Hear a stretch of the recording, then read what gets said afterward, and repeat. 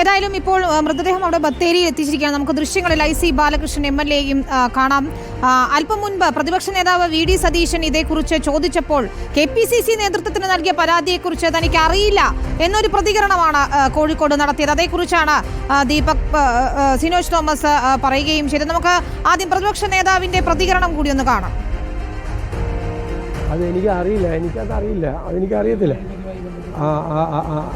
അതറിയില്ല. എന്ത് കാര്യമാണെങ്കിലും അന്വേഷിക്കാം.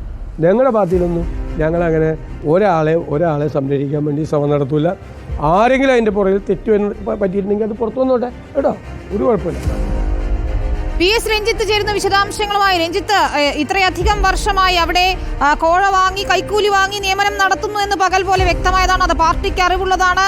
ഇത്തരത്തിലൊരു പരാതി ഒരു മുതിർന്ന നേതാവ് ജില്ലാ ട്രഷറർ KPCC അധ്യക്ഷന് നൽകിയിട്ടുണ്ട്. അതിലൊരു നടപടിയും ഉണ്ടാകുന്നില്ല എന്ന് മാത്രമല്ല, അദ്ദേഹത്തിന്റെ ജീവൻ നഷ്ടപ്പെടുന്നതിലേക്ക്, അദ്ദേഹത്തിന്റെയും മകന്റെയും ജീവൻ നഷ്ടപ്പെടുന്നതിലേക്ക് കാര്യങ്ങൾ എത്തിയിരിക്കുകയാണ്. അപ്പോഴും നേതാക്കൾ പറയുന്നത് ഞങ്ങൾക്കിതൊന്നും അറിയില്ല എന്നതാണ്. എങ്ങനെയാണ് അങ്ങനെ ഒഴിഞ്ഞു മാറാനാവുക? ഇപ്പോഴും IC ബാലകൃഷ്ണന് അദ്ദേഹം അവിടെ പൊതുദർശന സ്ഥലത്തേക്ക് എത്തിയിട്ടുണ്ട്.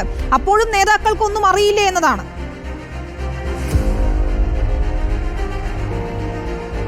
വിനിത, NM വിജയൻ 74 വയസ്സുള്ളൊരു വയോധികനാണ്, മുതിർന്ന കോൺഗ്രസ് നേതാവാണ്. അദ്ദേഹം ആത്മഹത്യ ചെയ്യുമ്പോൾ അന്വേഷിക്കണം എന്ന് ആദ്യം പറയേണ്ടതും അന്വേഷിക്കണം എന്ന് ആദ്യം ആവശ്യപ്പെടേണ്ടതും കോൺഗ്രസ് നേതൃത്വമാണ്. പക്ഷേ ഇക്കാര്യത്തിൽ കോൺഗ്രസ് നേതൃത്വത്തിന് ഒരു പരാതിയുമില്ല എന്നുള്ളതാണ്